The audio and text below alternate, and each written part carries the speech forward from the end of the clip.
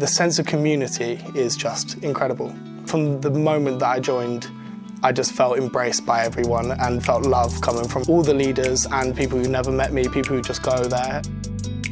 It's a real big part of the early start of my journey to then lead on to Alpha and lead on to Exploring Faith. It just positioned me at every stage in a better way to end up at this really amazing endpoint.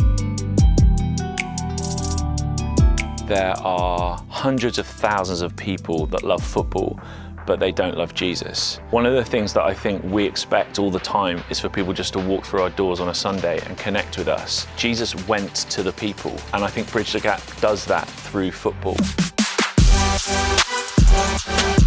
They're obviously playing football, but then there's that intentionality of meeting with them outside of that context to share the love of God, to talk about faith with a view that longer term, they will invite them to other church things. That mix of faith-driven purpose and football community was just like perfect for me. And I kind of wanted to make it happen from that point.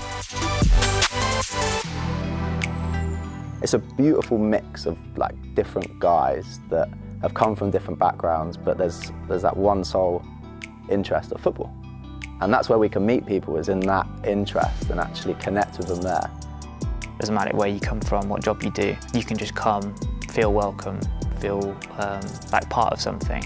Yeah, I think I love just facilitating that and watching those stories happen.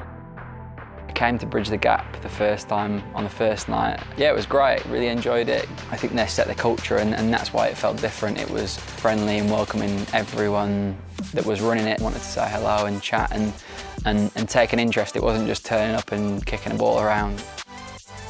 I love Bridge the Gap and what it was about, but I still sort of was struggling with that faith side of things. In terms of, yeah, saying yes to Alpha, it was important that I'd been in the Bridge the Gap space to know the guys and want to, you know, commit to 10 weeks of Thursday nights. And then over the 10 weeks, there was a real big sort of shift for me in terms of mentality and how intentionally I was exploring faith. I think it's something that they say on Alpha that it gives you a lens to look at the world through, you know, and Jesus is that lens, and I think that's really true. You know, I probably look at things differently now, and I've got that faith and belief, and it has changed things for me. Just for as many people as possible to come to that and experience that and go on their own journeys, because I've really enjoyed mine up to this point. It was hilarious because I got there and I pulled up, and who was getting out of a car next to me was this young lad called Max, who's the son of somebody that I've been sharing the gospel with for years.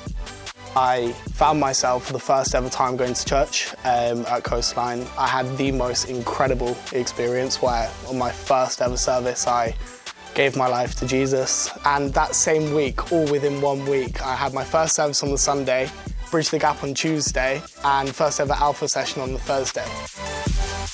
Going through hard times as I have this year, I've had a community of people around me that have supported me, that have listened, that have cared. Without them, I don't know how well I would have got through tough times. I'm a Bridge Gap leader now, and I've got complete faith, and you know, life feels better for it.